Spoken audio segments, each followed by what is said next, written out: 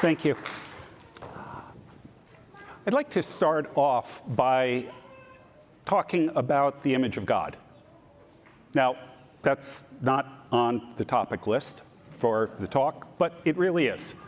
Because when you look at Genesis, it turns out that the image of God is really critical to the cultural mandate.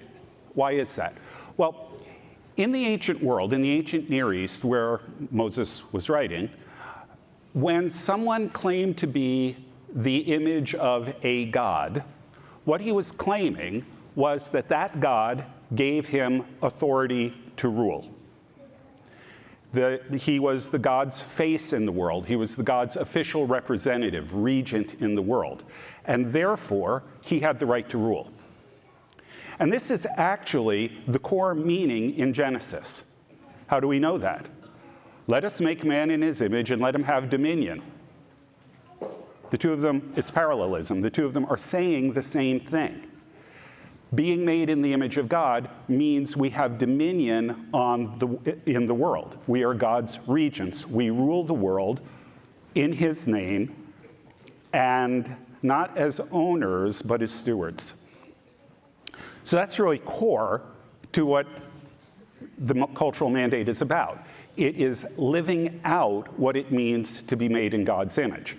Now, there are a lot of other implications of the image of God. If, for example, we are God's official representative in the world, if we're his regents here, well, think about it like this. If you have an ambassador who is sent to another country, that ambassador is the official representative of the nation he sends, and if you attack that ambassador, it's considered an attack on the country. In the same way, if you attack a human being made in God's image, it is the equivalent of an attack on God himself, which is why you see, which is why you see after the flood in Genesis 9:6, God says, whoever sheds the blood of man, by man shall his blood be shed, because man is made in the image of God. It's why Jesus says belittling a person, insulting a person is the equivalent of murder, because both of them are attacks on the image of God and therefore an attack on God himself. That's why they're so serious. Okay, so the image of God is foundational to the entire idea of the cultural mandate. Well, what is the cultural mandate? What does this mean in the context of, well, having dominion? What is that? Well, it turns out God gives us an answer there. And to understand the answer, we have to look actually at the 6 days of creation. Why is that? Well, what happens in Genesis 1? In the beginning, God creates the heavens and the earth is without form and empty. That's the problem. The earth is without form and empty. So the first 3 days of creation, God is giving the world form. He is forming the world. You get light and darkness, you get sea and sky, you get dry land. The next 3 days, he's filling it. So day 1, you get light and darkness. Day 4, you get the sun, moon, and stars. Day 2, you get sea and sky. Day 5, you get birds and fish. Day 3, you get dry land. Day 6, you get all the land animals. So he's forming and filling it. Why is that important? Well, the next thing you see is let us make man in our image and let him have dominion. And after man is created, what does he say to man? Reproduce and multiply, fill the earth and subdue it. So God has just spent time forming and filling, then he tells man to fill and form. Reproduce and multiply, fill, and subdue the earth, form it. So in other words, God creates the world, he puts all of the basics in place here, and then he passes on responsibility to develop it to humanity. Okay, that's part of dominion, that's part of the regency, and that's our job as people made in the image of God. Okay, so what does this look like? Well, let's take a look at Genesis 2. I'm not going to go through the whole Bible, I promise. There are 1,189 chapters. I can't do them here. Okay, So what happens in Genesis 2? Well, God creates the man, and, well, he then looks for, the one thing he says is not good in creation. Each day God saw it and it was good, and then on the seventh day, the sixth day, it was very good. But then he says there's one thing that's not good, that man should be alone. And so he brings all the animals to Adam to see what Adam is going to name them. Now, naming something is an act of dominion. If you're the one who assigns a name to something, you have authority over it. But there's more to it than that. Because in Hebrew, name is supposed to represent nature. In other words, the name of something is supposed to describe what it actually is. So, for example, when you see in the Old Testament especially, when someone has a particularly significant encounter with God, God frequently changes their name. Jacob becomes Israel. Why is that? Because Jacob, in a very real sense, became a new person. And thus he needed a new name because he was no longer what he had been. Abram becomes Abraham. Sarai becomes Sarah, and so on. So your name is supposed to represent what you are, which is why the angel tells Mary and Joseph that they're going to name Jesus, because it's Yeshua, Yahweh saves. Okay, because that is who he is. That's what he is about. So name represents nature. When you're naming animals, what that means is you have to understand the nature of the animal.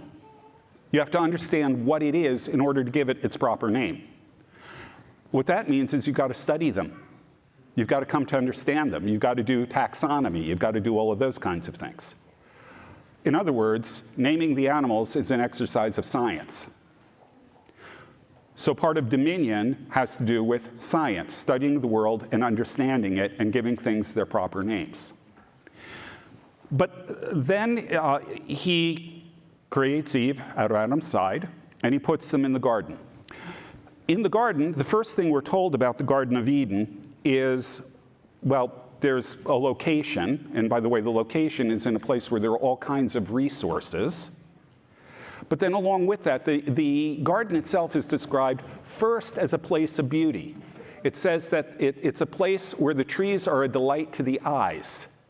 The second thing it says is, oh, by the way, the trees also produce fruit that's good to eat. Beauty first, interestingly enough. And then God gives Adam and Eve the job to tend and protect the garden. Now, given what we know about the garden, tending it must include tending to the beauty of the garden, because that's the first thing that's mentioned of it. So we have a mandate there to do arts, to create beauty. The second thing, of course, is you've got to tend it to produce food for yourself. So there we have economic production, things like that. And oh, by the way, all those resources that are around the garden, the implication is they're there for people to develop. So we have this entire thing of development going on here and production. But along with that, we have protecting the garden, which means when you are doing the work of development, you do it in a way that doesn't destroy what it is you're trying to develop. It is a stewardship mandate. You are to develop it carefully. You don't leave it in a pristine condition. You are to develop it, but you're to do it carefully in a way that is not destructive of the world, because the world isn't yours, the world's God's. You're just a steward. Okay, so all of these things are part of the cultural mandate. And along with that, we have with this a series of what Abraham Kuyper would call spheres of authority within the world. These spheres would include, well, first of all, worship, because the people are doing these things as servants of God. So worship is part of it. Family is part of it. God's the first matchmaker. He puts Adam and Eve together. They're supposed to reproduce and multiply. So family is part of it. By implication, education is part of it, because as parents, they're the only ones who can teach the kids what they're supposed to be doing. So education is there. We have science. We have arts. We have labor and production. And with that, by the way, property, because they're supposed to tend the garden and eat the fruits. They're literally entitled to the fruit of their labor. All of these things are there as spheres already implicitly within the garden. You'll notice the one that's missing here, government. All of these institutions, all of these spheres, better word there, all these spheres are pre-political. That is to say, they exist before the creation of human government, which raises real questions of the degree to which God intends government to have authority over them. But that's a whole nother discussion. Okay. So that's the cultural mandate. Now, it's never rescinded. Remember, it's based on the image of God, and after the flood, God reiterates that human beings are made in his image. And it's also worth noting that the first people that we have records of who are actually following this are the descendants of Cain. That's a surprise. But nonetheless, that's what we say. Cain's descendants are the ones who are farming. They're the ones who are doing animal husbandry. They're the ones who are doing metallurgy. They're the ones who are making musical instruments, all of these kinds of things. So it's something that's passed on to all humanity, fallen, even in our fallen state, and even in the line of descent from the one who's, really the reprobate line, as it were. It's still all part of what it means to be human. So that's the cultural mandate. And like I said, it is never rescinded. But you'll notice the topic of the talk isn't just the cultural mandate. It's the Great Commission. And a lot of people seem to think that these two things are different. I would argue that actually they're not.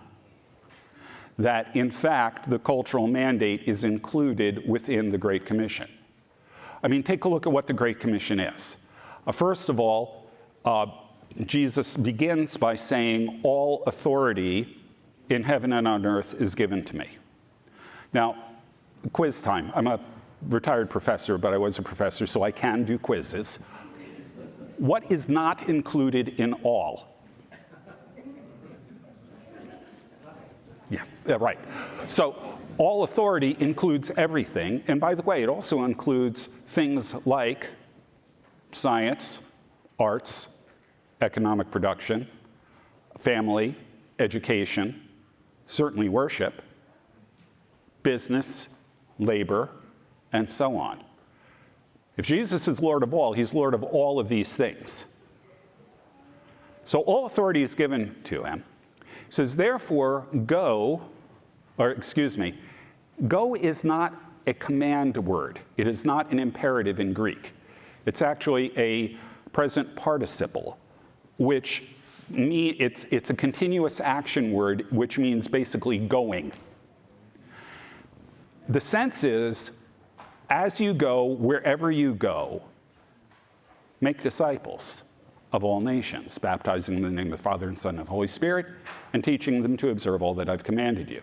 So this is something that we are supposed to be doing constantly. In all of our going, we're to be working on making disciples. Now, what is a disciple? A disciple is not a convert. We frequently think of the Great Commission as go make converts. That's not what a disciple is. The Greek word that is translated disciple is a word that refers to a student or an apprentice. And I really like the idea of apprentice here because this really gets at the core of it. An apprentice is someone who is studying something under a master. And what he's studying is what it is that the master does. And the object is he is going to learn to do what the master does and do it himself. And there's a whole process to this where the master demonstrates things to the student. The master helps the student do those things. The master has the student do those things while he's supervising. The master sends the student out to do the things, and then he goes back and checks their work, and so on. And you will notice, if you read the Gospels, that this is what Jesus is doing with the apostles. The job is to turn them into, to teach them to do what he is doing. Okay. So what is he doing? Well, let's take a look at the evangelistic, quote unquote, evangelistic missions that he sends the disciples out on. This is in Matthew 10 for the 12 and Luke 10 for the 70. I like Luke 10 here. What he tells them to do is, go to all the places where I will be going and heal the sick, raise the dead, cleanse lepers, and cast out demons. Oh, and by the way, then tell them that the kingdom of heaven is at hand. What's going on there? Well, he's basically, remember, they're students. He's basically telling them, okay, you got to do show and tell now. Show them what the kingdom looks like and tell them about it.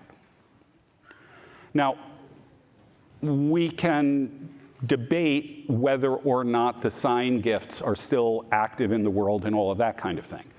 But the point here is we're supposed to show what the kingdom looks like. And that is the thing that empowers evangelism.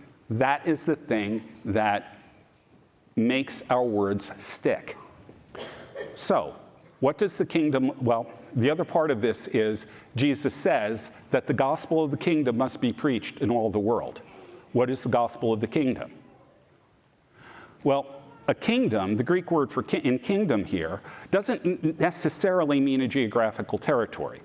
A kingdom, the Greek word really emphasizes the sense of it, is a kingdom is the exercise of royal authority. When the king exercises his authority, that's the kingdom.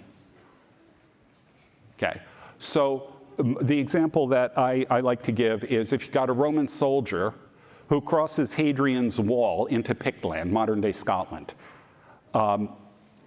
outside the boundaries of the Roman Empire. But if he goes over there on Caesar's business, the kingdom is there. Because the king, Caesar, is exercising royal authority, and that soldier is acting under that authority and obeying it. The kingdom is present there. So the gospel of the kingdom exists wherever Christ's authority is acknowledged and obeyed. And remember, this is occurring in all areas because Jesus' authority is over all areas. So what this means is that if we're proclaiming the gospel of the kingdom and we're doing it the way Jesus told his disciples to do it, show and tell, it means that we've got to be working to bring the authority of Christ to bear in every area of life. What that means is we have to promote what is good, we have to oppose what is evil, we have to fix what's broken, and we've got to supply what's lacking. And we've got to do all of that in Jesus' name. That's part of the gospel of the kingdom, doing those things.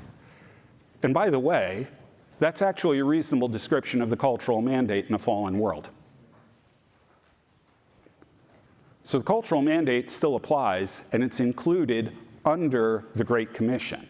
Our work in the world, our jobs, our interaction with our neighbors, our community service, all of these things that we do are all part of the Great Commission, and they're all part of the cultural mandate. Remember, the Great Commission begins with wherever you go, in all you're going.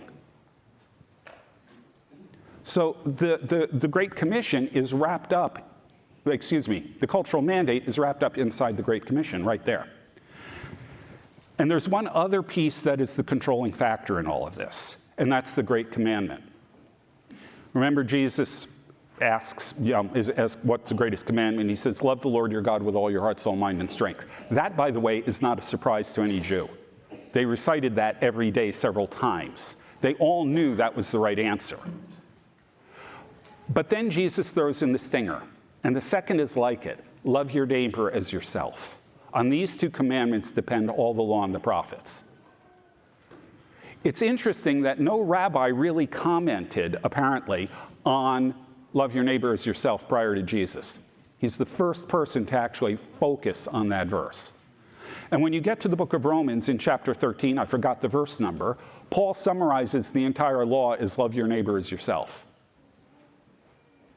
What is love biblically? Love is seeking your neighbor's highest good. Their highest good, of course, is that they come to know Christ. But there are other goods as well that are important for your neighbor. And those other goods are the things that, well, Jesus most directly addressed with his disciples: heal the sick, raise the dead, cleanse lepers, cast out demons. But it also involves all of the work we do in fulfilling the cultural mandate. Because if we are doing these things correctly, it is an expression of love of our neighbor. You know, Martin Luther said, a Christian cobbler doesn't act as a Christian cobbler by putting little crosses on his shoes. He acts as a Christian cobbler by making excellent shoes that will keep his neighbor's feet warm and dry. And by so doing, the cobbler is acting out of love of neighbor. So love of neighbor is foundational ultimately to, well, evangelism, because we're seeking our neighbor's highest good, bringing them into the kingdom. But it's also fundamental to what we see happening in the cultural mandate, because God knows what he is doing. Christ knows what he is doing. And as we act in his authority to bring the kingdom to bear in every area of life and express his authority in every area of life, it will be for the good of our neighbor, and thus an expression of love for our neighbor. So this is a lot of stuff in a very short period of time. I hope you noticed. If you're interested in more on this, I actually have a fairly lengthy article on this on my website on the connection between the three. It's called The Believer's Three Callings. My website, my ministry is called Every Square Inch Ministries. My website is esquareinch.org. You can find it there if you're interested in looking at this some more. But in the meantime, it's important for us to realize that as we are in a negative world, as we are in a world in which Christianity is no longer considered normative for values, no longer considered normative for morality, and actually as the world is growing increasingly hostile to Christianity, it is critically important for us to act out of love of neighbor, to stand firm in the faith, to remain, well, Revelation talks about patient endurance quite a bit. To have patient endurance, to remain faithful, to continue to confess Christ, to do all of those things, but also to act out of love of a neighbor in, well, yes, evangelism, but also in carrying out the cultural mandate to act as salt and light and leaven in the world so that we can actually demonstrate to the world that God knows what he's doing and that God's ways are for the best. Thank you.